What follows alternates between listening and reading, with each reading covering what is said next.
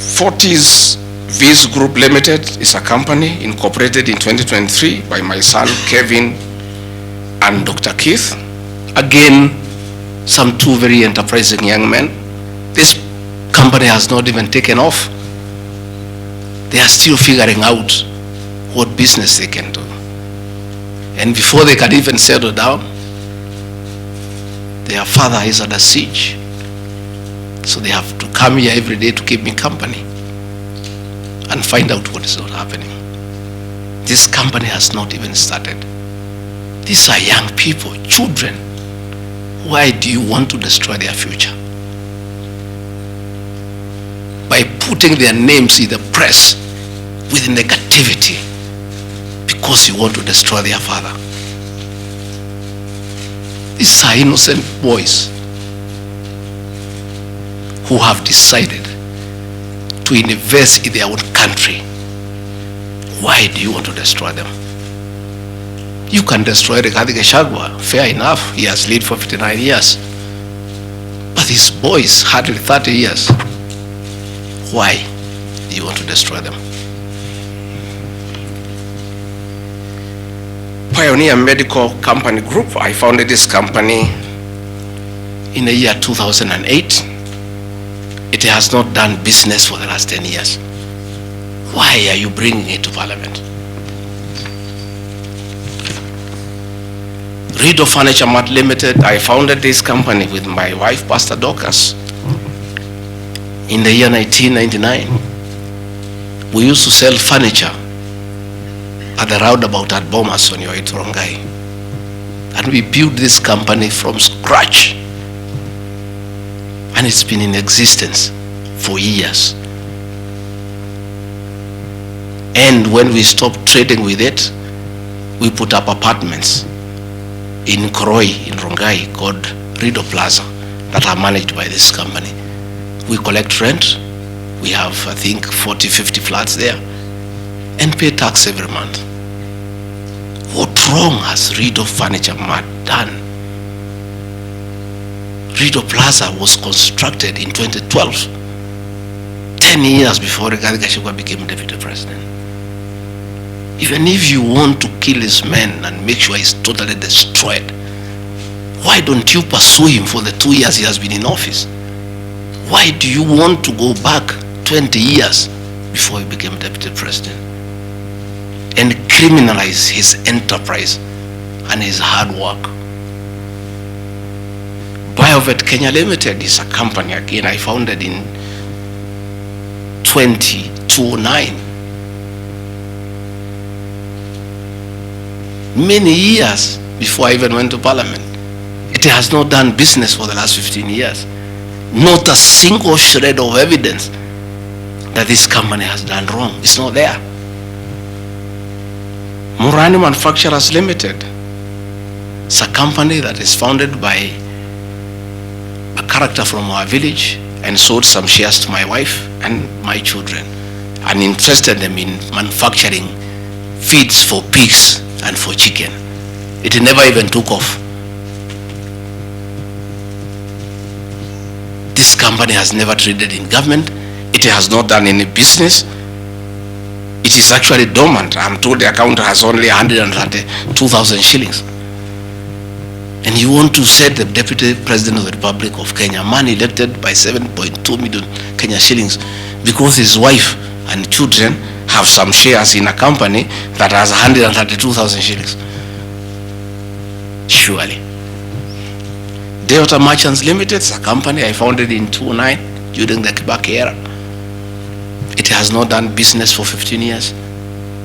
We demand that you say what this company has done.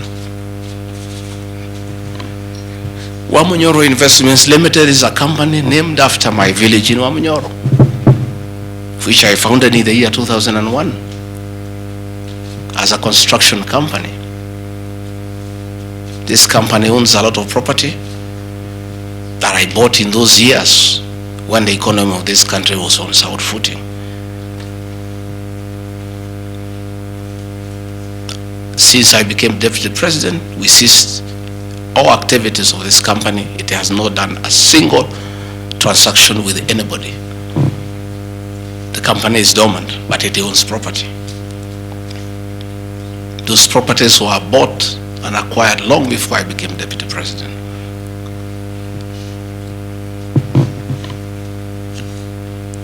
Cosmere Venture Limited is a company that was incorporated in 2018 before I became deputy president by my sons. They do what you call bulk SMS. I used to give them work when I was member of parliament to send messages to my constituents. I think they were charging me 30 cents per SMS. Some young, enterprising young people. Company 2018, it doesn't do business with government. It is not accused of any wrongdoing by anybody, anywhere. It's just putting the name there. Royal Crimson Ventures Limited, again incorporated in 2018 by my children to do their little business. No allegation of any wrongdoing has been annexed to the motion. Ruto Properties Limited, again this is a company that me and the co-executors put together for the purposes of managing the Vipingo Hotel. No details of any accusation, any wrongdoing, nothing. Cristo Kenya Limited, this company I founded in 2009. And when I became deputy president, I gave out my shares to my children, and myself and my wife, we got out and asked them to continue doing business. My two children, like their father, very enterprising.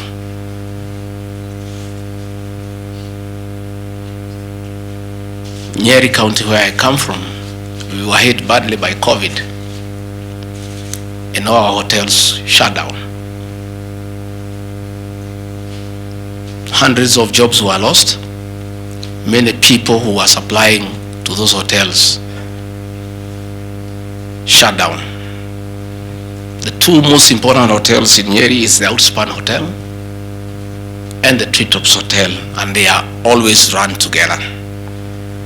The Outspan Hotel was for sale, and my children were interested, and I encouraged them.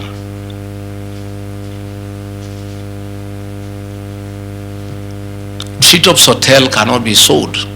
It belongs to KWS. It's a government hotel. You can only lease. And the person who owned Outspan Hotel had also leased the Treetops Hotel.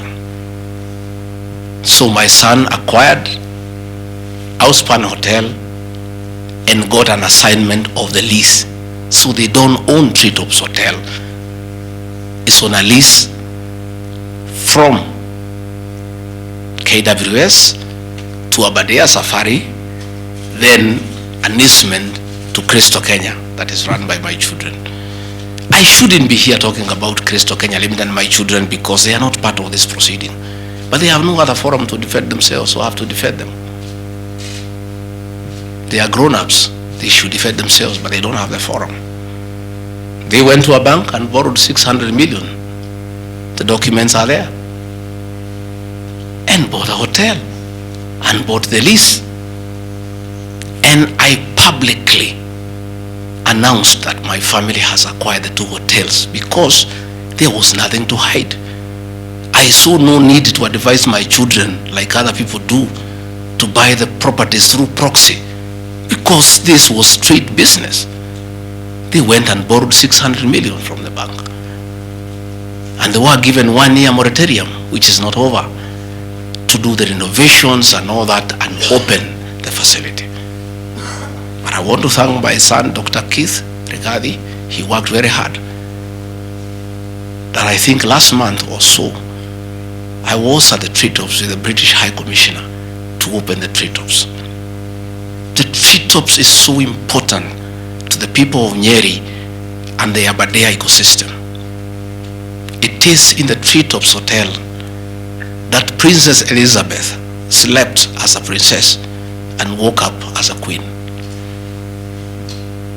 And when that facility was shut down, it was very devastating to the people of Nyeri and the Abadia ecosystem. So when the people of Nyeri heard that the son of the deputy president is interested in leasing that facility from KWS and reopen it, there was joy and ululation in the Abadias. Since this hotel opened, 45 Kenyans are back to work. The mama mboga we talked about during our campaign are supplying vegetables to that hotel. The local butchers are supplying meat to that hotel. The traditional Moboko dancers come every weekend to entertain the tourists and get some payment. The tourism circuit of the Abadea is back because of these two young men who are now being demonized as crooks, as criminals, who should not invest in their own motherland because they are the sons of the deputy president. The deputy president of the Republic of Kenya spends a lot of time in one of his functions that he has been given by the president to coordinate development partners and look for investors. Why should the deputy president go to look for foreign investors when his own children can invest at home? Children of many other people I know hide their money in Dubai and Cayman Islands. They don't want to invest here. What crime have the children of the deputy president of the Republic of Kenya committed by borrowing money from a bank to buy a hotel and spur tourism, create employment, and spur business within the local environment? These boys are so demoralized, asking me, Dad, why didn't you advise us that it's a crime to be your children, that we have no life of our own, that we shouldn't invest in our own country, and if we dare to invest, we should do it under our proxy so that we conceal our identity? Are we criminals by virtue of being your children? That's a question my children are asking me.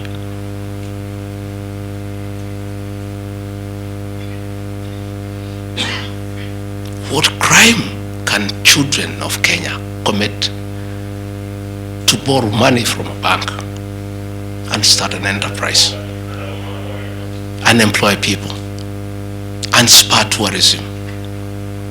How unfair can a country be to its young population to condemn them for being enterprising? I'm being told by the National Assembly that I need to be impeached from office because my children have dared to borrow money, buy property in their name and invest in their own country. And for that, their father should be sent home. I want to conclude by Karadi Farm Limited. This is a farm I founded in 2001 with my wife, Pastor Dorcas. And it runs our farms. It runs our dairy farm in Nyeri that is doing very well. I'm making $1 million shillings or so every month. And I sell calves and it's doing very well. And my farm now has become a model farm for the local farmers.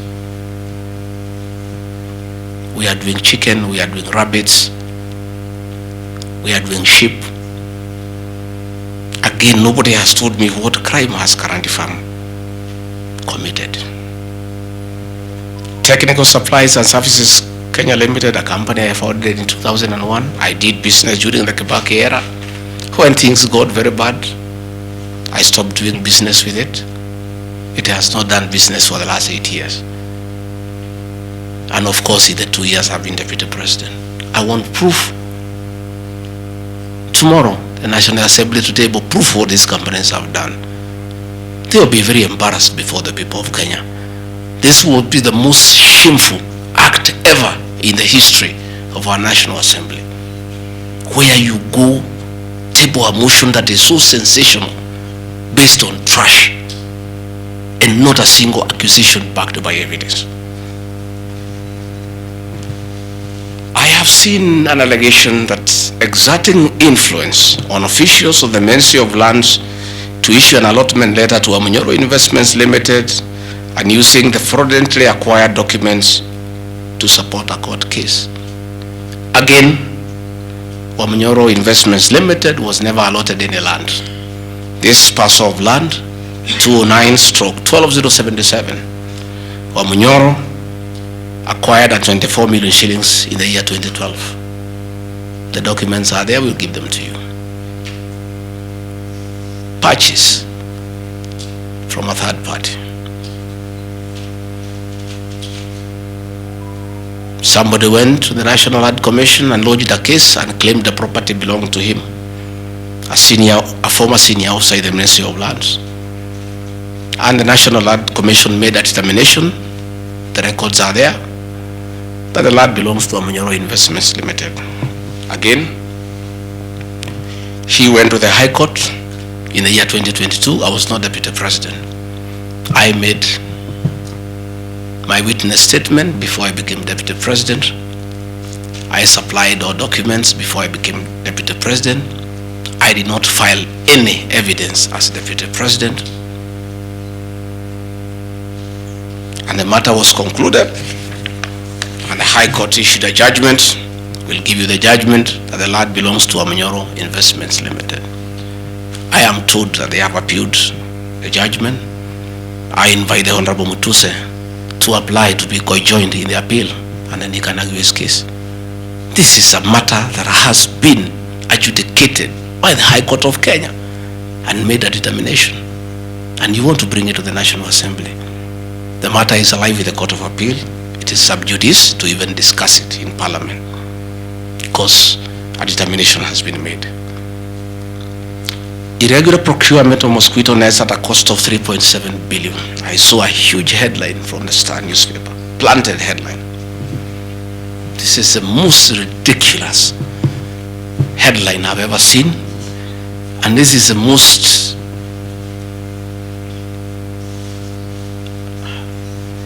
I lack a proper one, and I don't want to speak in Kikuyu.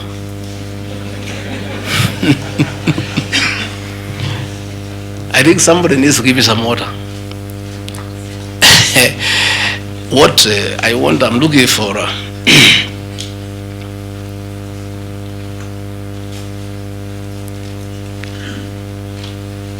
I have seen that allegation, and I want to respond as follows. One,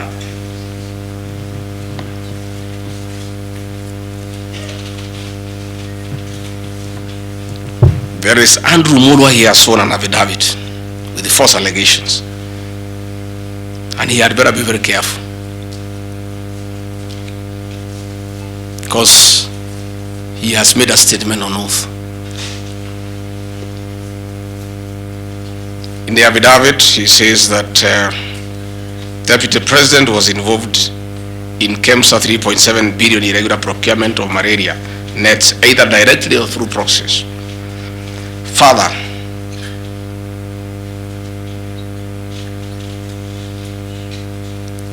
Shobika Impex Limited is an international company, the fourth largest manufacturer of mosquito nets in the world. It has done many tenders with KEMSA, with the Global Fund, countries in Africa and Asia.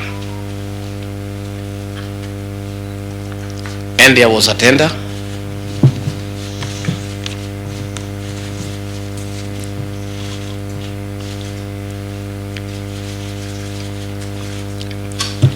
There was a tender funded by Global Fund through KEMSA, and it was an international tender for manufacturers. The company owned by my son Christo Kenya Limited are not manufacturers, and they did not participate in any way in the tender. Anyway, What happened is that in the year 2014, 8 years before I became deputy president, Shobika Impex Limited appointed Crystal Kenya as their local agent, whose work is to do their errands and follow their supplies at the ports of entry. Crystal Kenya did not participate in this tender. It was done by Shobika.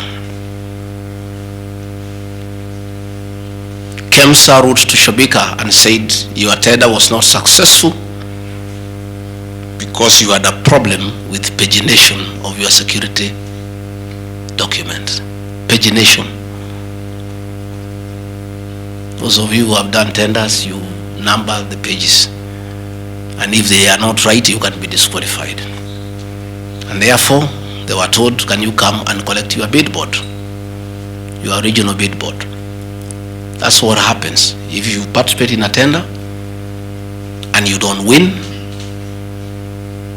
you are asked to collect your bid board. And they kept on coming to collect the bid board. It was not available for almost 3 months.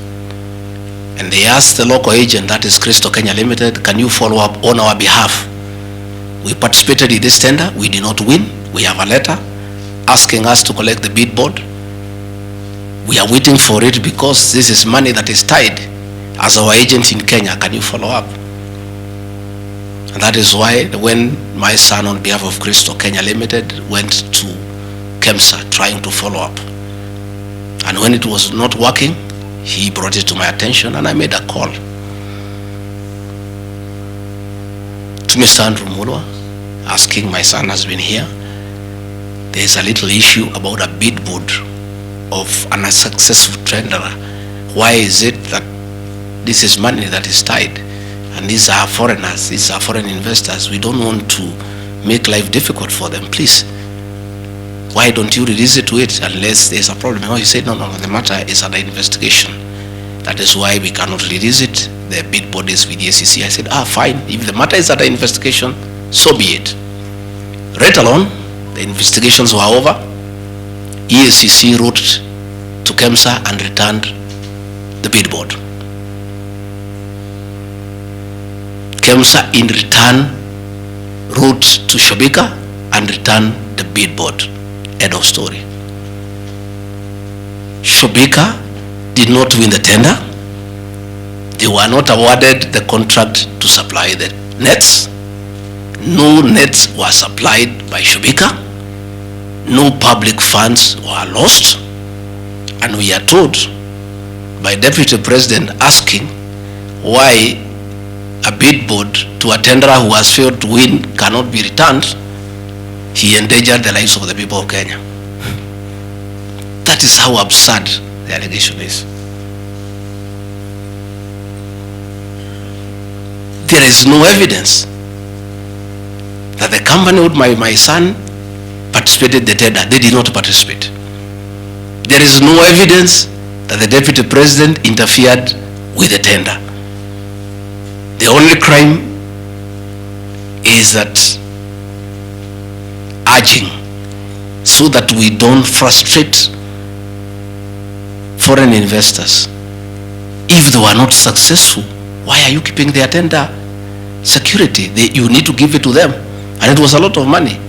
I think it was 500 million or something like that. So I want to say this is a very ridiculous, and I take great exception to the headline by the Star. Please, we'll give you the documents.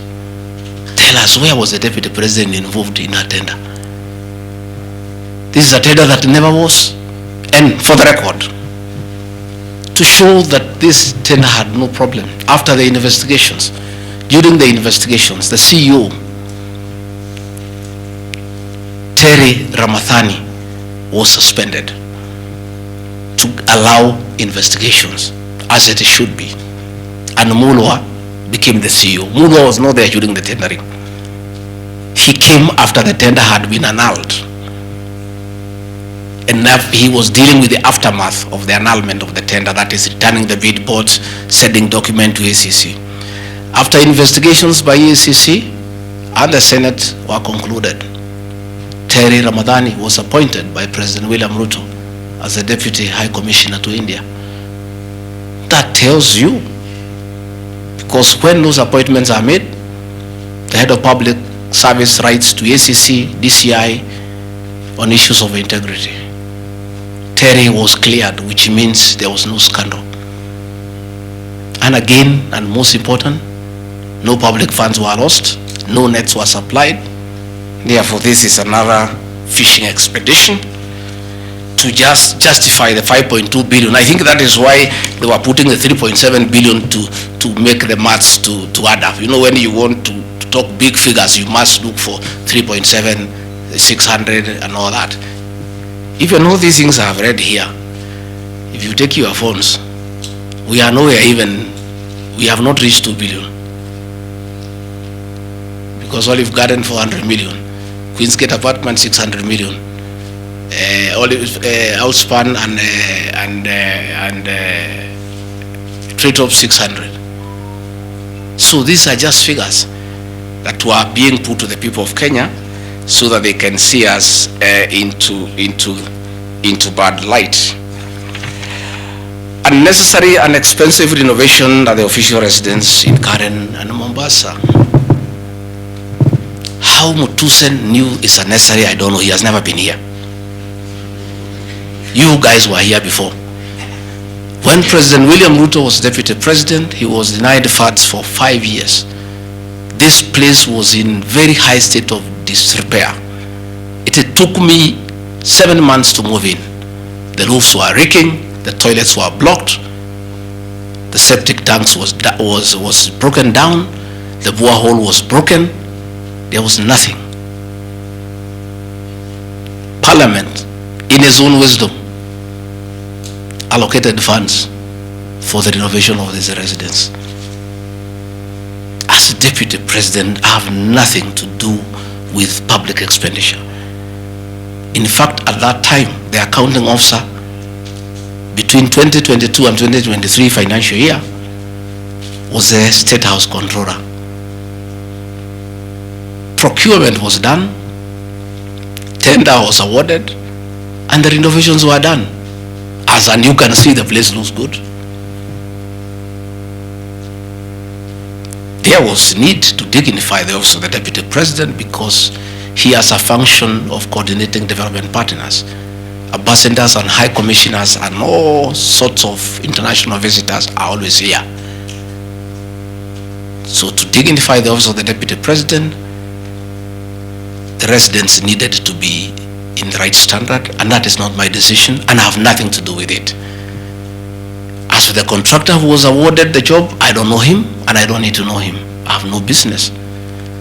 Where he transferred his money, I would not know. I have no access to his account. Whether he is related to me, the answer is no. I don't know him. And for the record, I don't wish to know him because it's not necessary.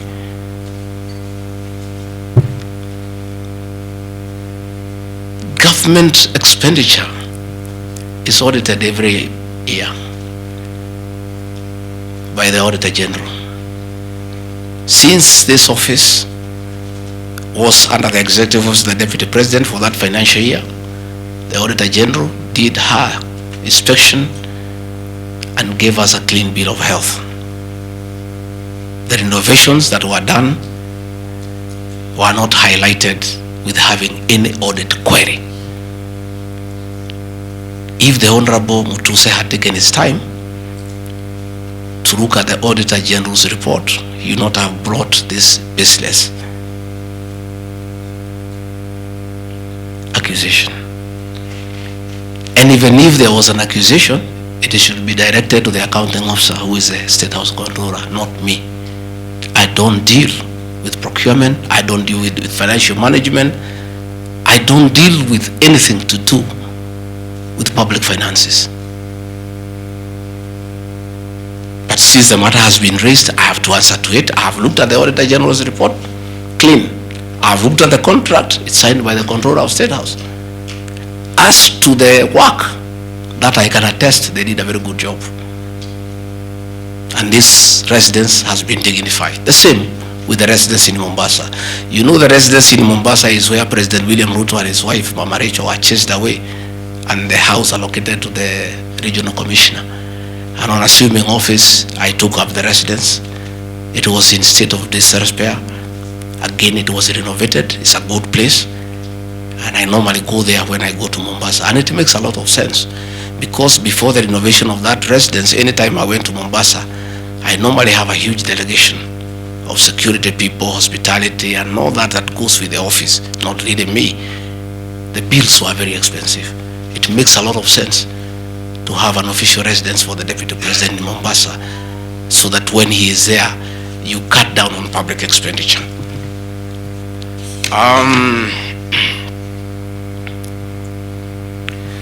Dubiously acquiring a substantial portion or sum of 100 million paid to Lusona Events Limited. Again, in relation to this allegation, I wish to state that the National Intelligence Service holds a very critical role in ensuring the safety and security of our country.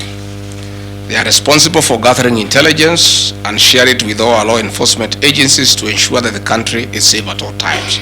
Consequently, when the country was caught flat-footed with regard to the scope and extent of the public's dissatisfaction with the Finance Bill 2024, which degenerated in the Gen Z protests, it pointed to the failure of the National Intelligence Service in carrying out its mandate.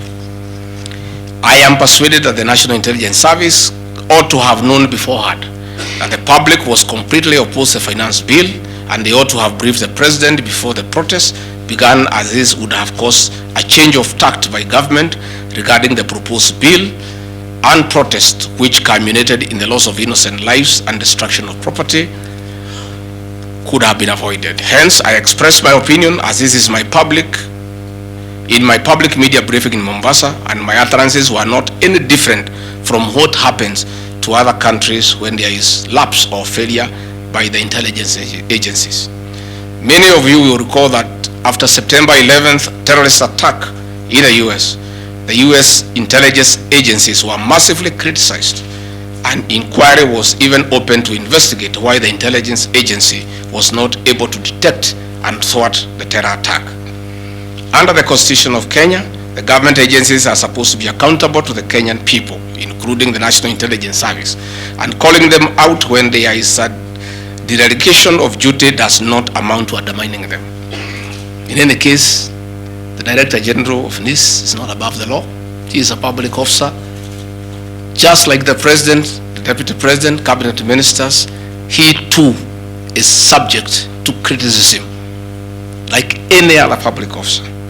In fact, I'll have videos. President William Ruto, as Deputy President, at one time criticized the then Director General of the National Intelligence Service.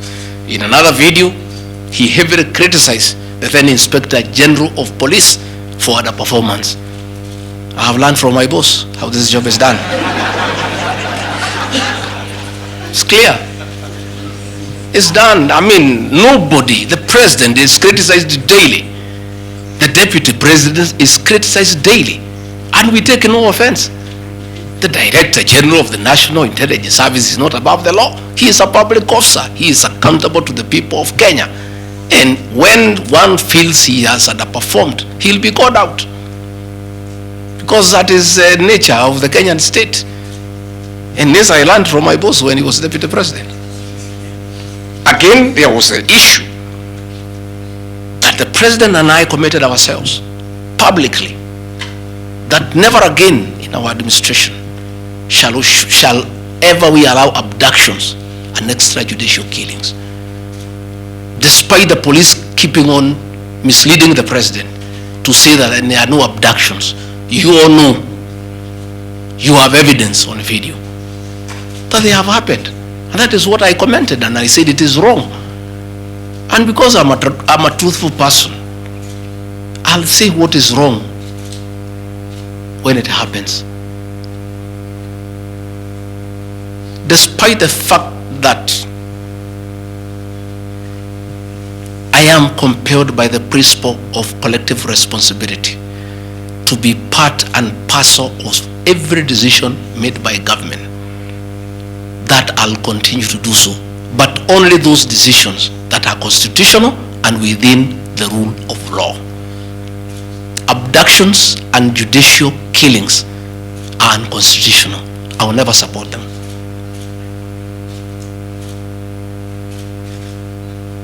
President William Ruto has been criticized left, right, and center. I have not seen him take anybody to court for criticizing him. Why is Gachagua being impeached for calling out the Director General of the National Intelligence Service? The Deputy President is criticized daily. The judiciary is criticized daily. The media is criticized daily, including the Star, whom I have criticized today. But that is as far as it goes. And again, despite being just the Deputy President, I enjoy a constitutional right in the Bill of Rights, freedom of speech. And if the Director General of the National Intelligence Service was aggrieved, there are mechanisms of how he can take me to court and sue me for defamation. And I'll be able to argue why I said what I said. So that is not a ground for impeachment. I mean, that is curtailing liberties, the freedom of expression, the freedom to hold public officers accountable for their actions.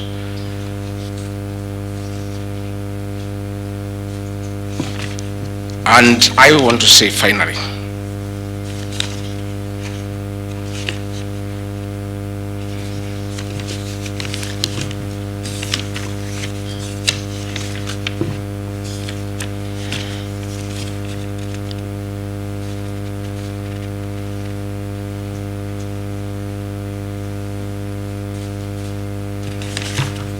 I think I've literally addressed all the grounds because I felt it's important for the people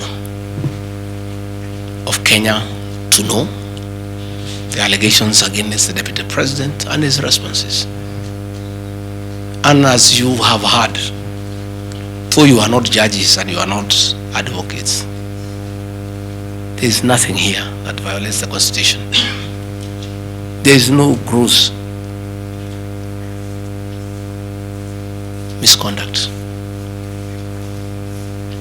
There is no crime that has been committed.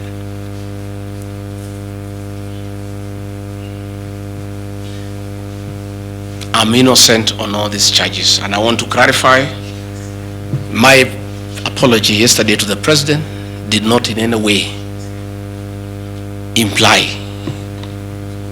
that I'm guilty of these charges. I'm not. I'm not. My statement was that if there is something I've done to the President that I don't know, that probably has upset him, I ask for his forgiveness. But that was in no way an admission of these ridiculous allegations meant to overturn the will of the people. Finally, in conclusion, I want to say that overturning the will of the people is not a joke. It calls for very serious violation of the Constitution. None of these issues here meets the threshold. We'll go to Bunge tomorrow. I'll be there at 5 for 2 hours, and I'll put my case. In the unfortunate event it proceeds to the Senate, I'll be there again to prove my innocence by way of evidence.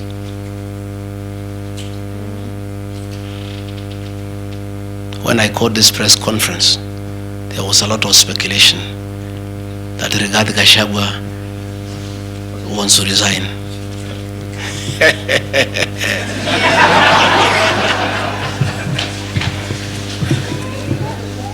This is a man elected by 7.2 million Kenyans. How dare you suggest to him that he can do so without public participation?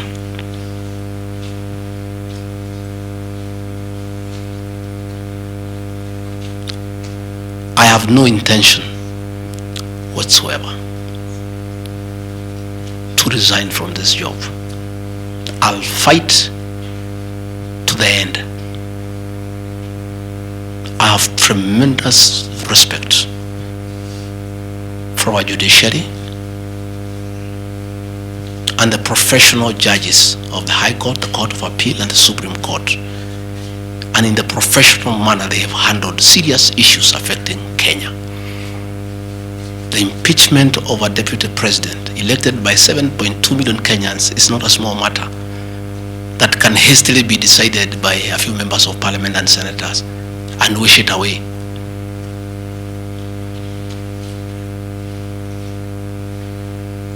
I'll submit myself to independent institutions to get justice. And I'm sure, I have no doubt in my mind that I'll get justice.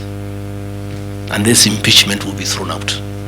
And I'll carry out my duties as deputy president. That is why anybody sending feelers to me to resign is a joker.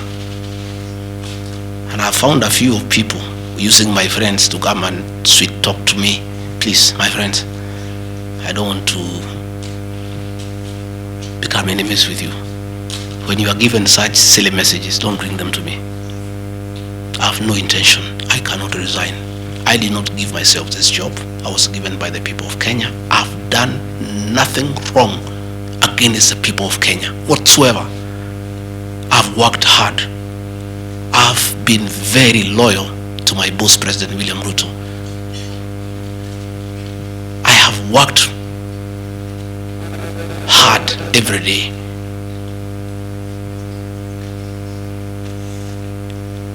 And I will not be distracted. I think there's one issue I've forgotten, one ground. That's another ridiculous accusation from the north. This is people who give services here for events. We have many meetings. You have come here for IBEC. There are tents put up here to the required standard. We have meetings here for development partners. This is a very busy residence. Most of you have been here. Again, I don't get involved in procurement. That is the work of the accounting officer and his team in public finance management. As to the person who does that work, I don't know he or she, and I have no business knowing who does the work. Those are things that are not in my purview. Again, the ridiculous accusations that that money came to me, one would have to demonstrate how it came to me. Was it brought to me through my account, through cash? Who was there? What is the evidence? Again, it is just trying to throw mud at me. And I want to say that that accusation is baseless, and we believe, we want to see the mover of the motion coming up with tangible evidence. Again, these accusations lack particularities and specifics. They are just generalized accusations. Again, we'll be challenging that again in court, because there is a ruling that grounds of impeachment must be well grounded and must be particularized and specific. This is just an allegation. Where is the nexus between the supplier of events to this residence and the deputy president, Gachagua? There is no nexus. I don't know the person. I don't know the company. I'm not involved in the procurement. I don't even know how it is procured. All I do is I want events and they are arranged and I take part in those events. Those accusations of funds utilizing the deputy president, in the office of the deputy president, coming for my personal benefit, are ridiculous, unfounded, and totally malicious, and there is no evidence whatsoever. And I want you people of the press to also have these people to give you the evidence. Don't just write headlines. Ask, where is the evidence? Where are the particulars? You know, you don't just allege, oh, this particular supplier, this money went to the deputy president. Yes, fine, that is good. How? How did it go to the deputy president? You must explain.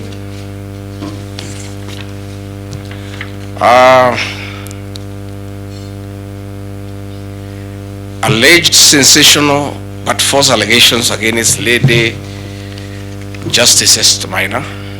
It is alleged that a special notice of motion at ground 4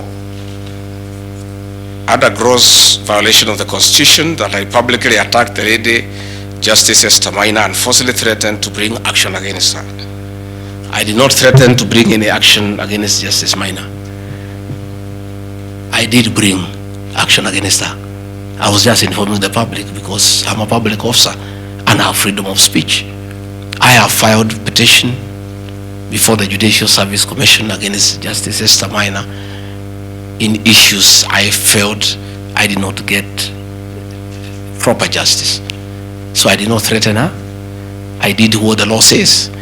If you are not happy with the conduct of a judge, you file a petition before the the Judicial Service Commission, which I have done.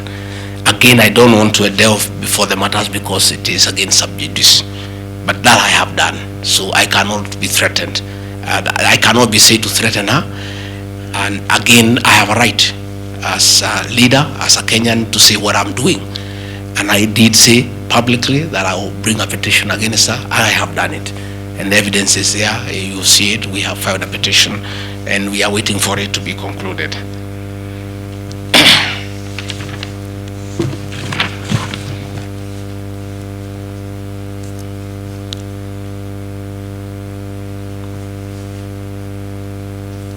Again, I want to emphasize that my statements were protected speech consequent to a decision by the land judge in a matter involving my personal assets, which I disagree with and found to be wholly unfair.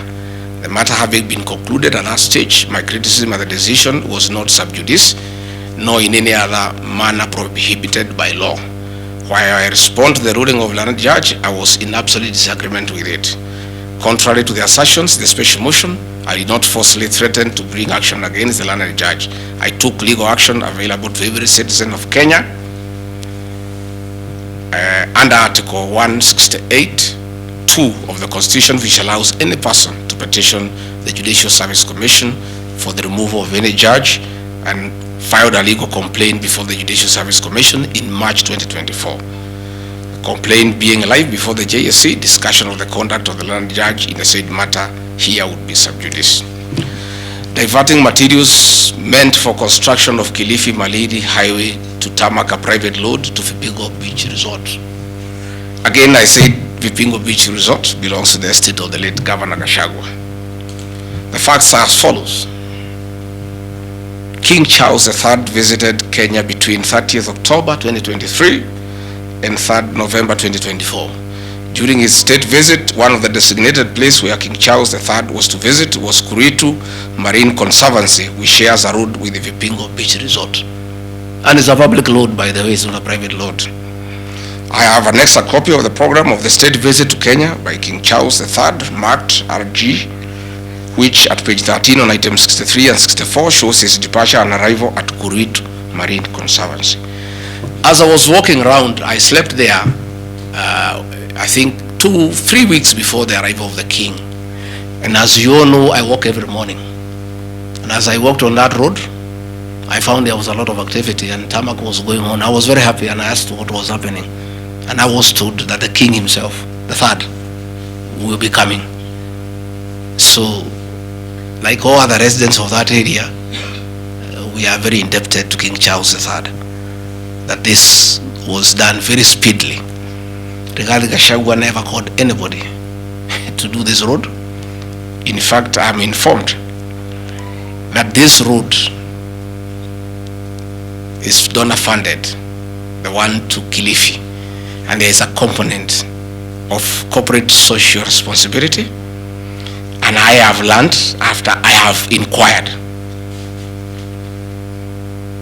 that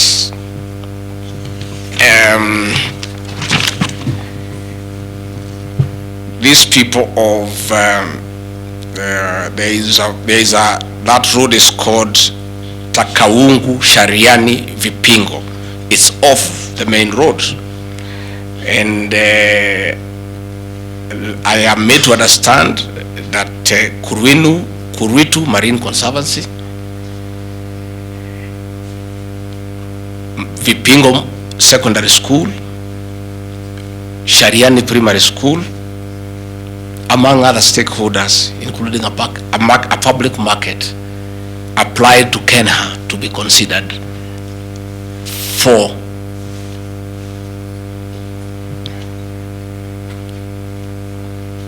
corporate social responsibility. And I think the issue of the king hastened that request. And that's why I said we are grateful to the king. Again, I invite evidence to show that I influenced that road. In any case, I would like to know the member of parliament for that area, how he will vote in this motion. He should be a very happy man. If Deputy President Gachagua occasioned a tarmac road to be done in his constituency, he should vote for me. But I didn't. And when I went there, that Shariani market, people are very happy with that road, because I walk there in the morning when I sleep there. People are very happy with that road. The secondary school there, the boys and girls are very happy. The primary schools are there. And again, contrary to the assertion by the Honorable Mutuse, it's not a private road, it's a public road. And it is serving many people, a primary school, a secondary school, a market, and a whole community, including the family of the estate of the late Governor Gachagua. We are just beneficiaries of good deeds by our government that were hastened by the arrival of His Majesty the King III. Undermining the President and the Cabinet by allegedly making contradictory public statements from the position taken by Cabinet regarding the evacuation of the people residing along Nairobi River. To start with, for the record, President William Ruto has never complained to me that I have undermined him. If he has told that to Honorable Mutuse, I would like to know that he has complained to Honorable Mutuse that his deputy has undermined him. Article 147 of the Constitution provides the Deputy President shall be the principal assistant to the President and shall deputize for the President in the execution of the President's functions. Article 28, which states that every person has inherent dignity and the right to have that dignity respected and protected. Article 29C, which states that every person has the right to freedom and security of the person, which includes the right not to be subjected to any form of violence from either public or private sources. Section 152G1 of the Land Act, which states that notwithstanding any provisions to the contrary in this act or in any other written law, all eviction shall be carried out in strict accordance with the following procedures. A, be preceded by proper identification of those taking part in the eviction or demolitions. B, be preceded by the presentation of the formal authorizations for the action. C, where groups of people are involved, government officials or their representatives to be present during an eviction. D, to be carried out in a manner which respects the dignity, right to life and security of those affected. Include special measures to ensure effective protection to groups and people who are vulnerable, such as women, children and elderly and persons with disabilities. F, include special measures to ensure that there is no arbitrary deprivation of property or possessions as a result of the eviction. G, include mechanisms to protect property and possessions left behind involuntarily from destruction. H, respect the principles of necessity and proportionality during the use of force and give the affected person the first priority to demolish and salvage their property. Critically, our Constitution provides at section 147(2) that first, the Deputy President shall perform the functions conferred by these constitutions and any other functions of the President as the President may assign. Pursuant to Article 3 of the Constitution, I, as well as every citizen of Kenya and state of public officers, have the obligation to respect, uphold, and defend the Constitution in performing any of my functions. The national values and principles of governance contained in Article 10 of the Constitution by those state organs, public officers, and all persons, including myself as the Deputy President, wherever we make or implement public policy decisions.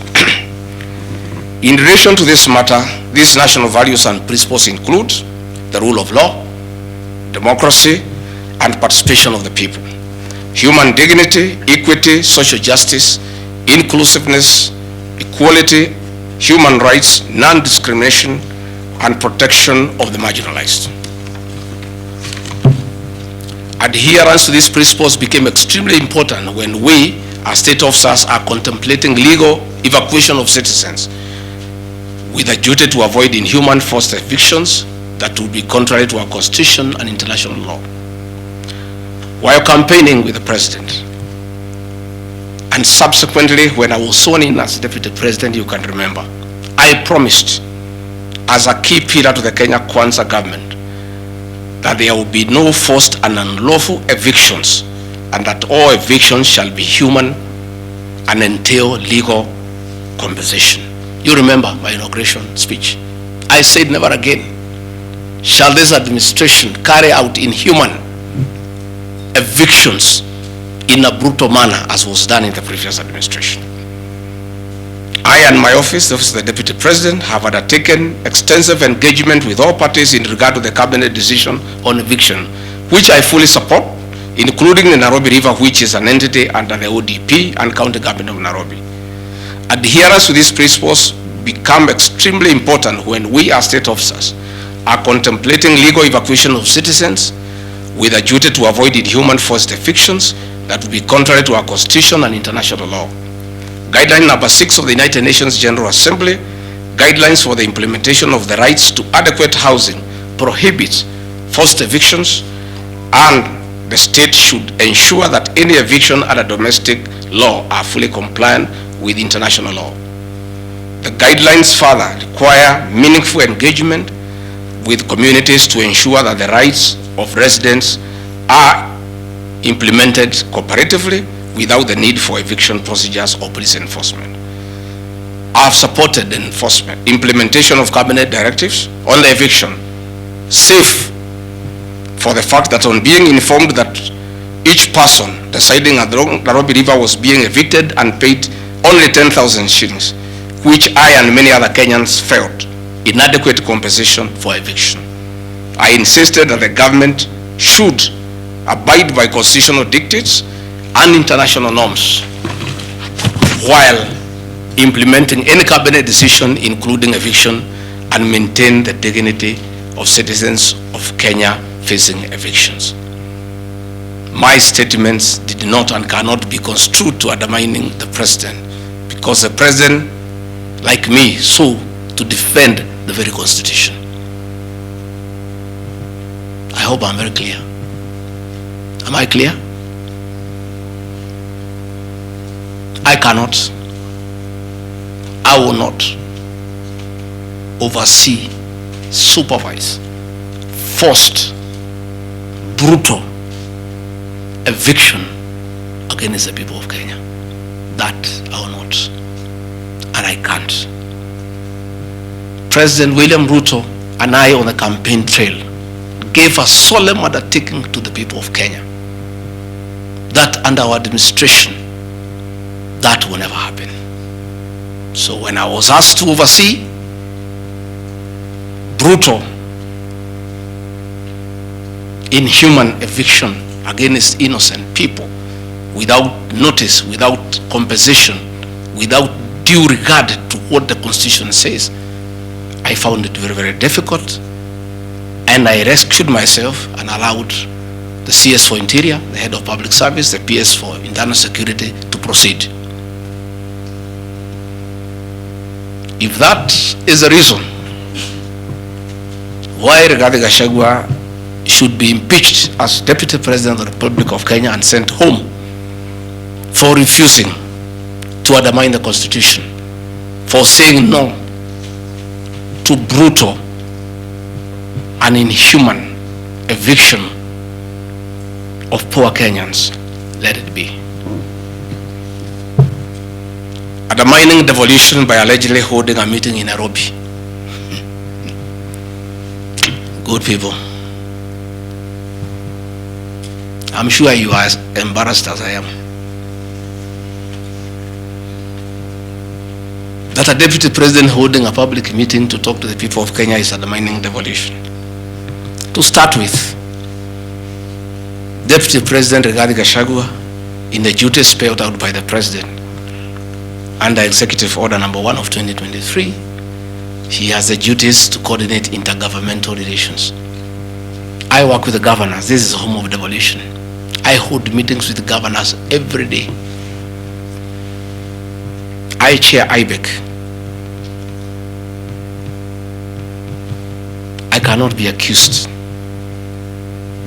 and I need evidence tabled that I undermined devolution.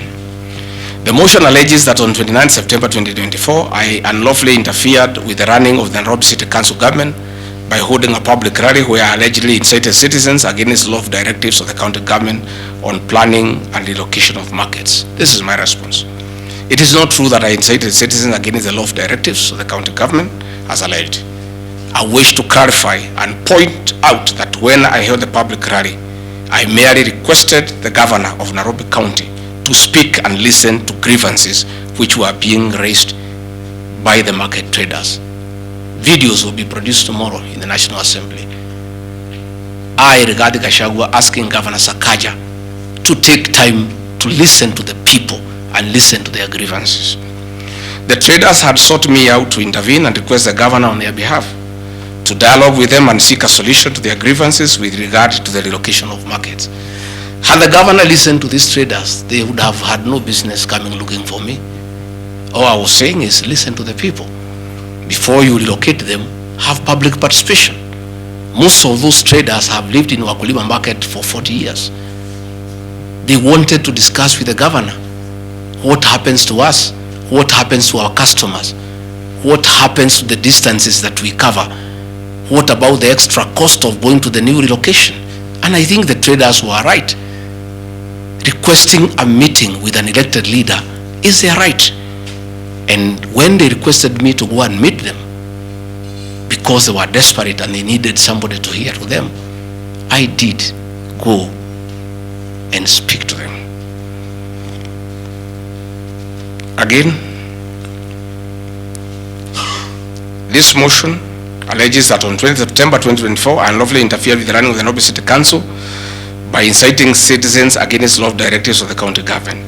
The leadership of Nairobi business traders approached me sometime in March 2024 at my official residence to discuss multiple issues affecting business and requested engagement in the resolution and intervention on these issues adverse to business. Consequent to this meeting, I directed that short, medium and long-term strategies be undertaken, coordinated by the Office of the Deputy President, to address the issues raised that are cross-cutting with the agencies including KRA, Kenya Post Authority, Counterfeit Authority, Kenya Bureau of Standards, the National Police Service, Kenya Corporate Board, given that devolution is under the Office of the Deputy President. I was just doing my work. On 11th April 2024, the Small Traders and Government Agencies Technical Committee, coordinated by my office, held a meeting to discuss issues raised by the small traders, including Mudhurwa Market, attended by ODP staff in a supportive role in keeping with the draft framework of cooperation and engagement between government, Nairobi City County, and the Nairobi business traders. Subsequent to that meeting, a meeting on 24th April 2024 between Nairobi City Council and the Nairobi Small Traders and numerous others, the ODP on 22nd July 2024 invited His Excellency Johnson Sakaja, among other state officers, to a meeting at ODP. Officers scheduled for 22nd July 2024 to review the draft framework of the cooperation and engagement between the small traders and the government of Kenya. On 3rd September 2024, the ODP wrote to Governor Johnson Sakaja and all other stakeholders, submitting a final combined draft of the framework for review and feedback. After all the engagement between all the parties and the draft framework, Governor Sakaja decided to arbitrarily proceed with the relocation of Mudhurwa Market. That gave rise to the cry by the people. Meetings had been held, a framework had been agreed on. And as an elected leader, as Deputy President, I think going to listen to people who are in anguish, who are crying, is responsible leadership. The government that President William Ruto and I lead is a listening government. And going to listen to people cannot be an impeachable crime. I would like to know how members of parliament would want to send me home for going to listen to people who are crying that they need to be listened to. I would like to understand. Undermining devolution by allegedly holding meetings to fight alcohol.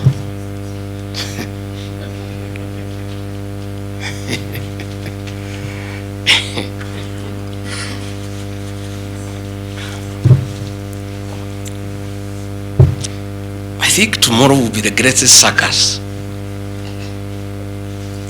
Or do I call it the theater of the absurd? That Deputy President Gachagua, undertaking duties assigned to him by the President to fight illicit brews and drugs across the country, should be impeached because by doing so, he is interfering with the devolution. I held meetings in Nyeri, attended by Governor Kahiga, Governor Waiguru, Governor Irogo Kangata, Governor Wamatangi, Governor Kiari Badilisha. I held a meeting in Chuka, attended by governors of Embu, of Tharaka Nithi, of Meru. I attended a meeting in Mombasa, attended by governors of Kwale, a representative of the governor of Mombasa, the governor of Taita Taveta, a representative of the governor of Lamu, to discuss. I held a meeting in Nakuru, nearly with all governors present, and all of us jointly, under my chairmanship, the Ministry of Interior and Governors, we agreed on how to tackle the menace of illicit brews. And we have a good story to tell. Out of those efforts, our young men who are sleeping in trenches are back home. Women are very happy their husbands are back home and they are bringing food. In fact, some children have been born. Some have even been named Luigi because of the effort that I have put in fighting illicit brews. I think the people of Kenya would be shocked to hear tonight that one of the accusations against their deputy president and why he should go home is because he led the battle to fight illicit brews and drugs that has caused havoc among our young people. Please, if Rigathi Gachagua is a problem, why don't you assign this job to somebody else? Because this job must be done. We must get our children off drugs. We must fight illicit alcohol. And saying that you want to impeach the deputy president because fighting illicit brews and drugs is interfering with the devolution. I think this is the greatest joke of the year. Even the 291 MPs who signed this motion, most of them, because I know them, have looked for me personally to thank me for the way I have successfully led the war against drugs and illicit brews.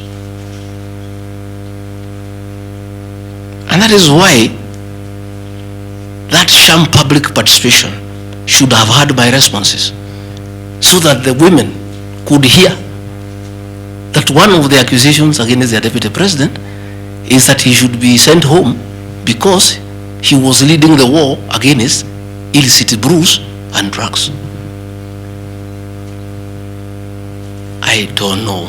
I think there is something wrong in this country. That somebody has sat down to draft a motion to impeach the deputy president of the Republic of Kenya. And one of the grounds is that he has interfered with the devolution by leading the war to fight illicit brews and drugs. This is a height of absurdity.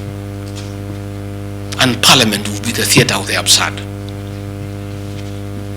I would like to hear what is the nexus between fighting illicit brew and interfering with the devolution. I would like to know. I've never had any governor complain. I've never had any MCA complain. I've never had any Kenyan complain. The only Kenyans who have complained are few. They are the manufacturers who are manufacturing poison under the guise of producing alcohol. Those are the only few ones. I beg the National Assembly and the Senate, most of the National Assembly, to save face, to consider striking this ground before the motion tomorrow, because it sounds ridiculous to the people of Kenya. Again, if Deputy President Gachagua has to be sent home for fighting drugs and illicit alcohol, so be it. Sensational statements against the National Intelligence Service and its Director General and other officers.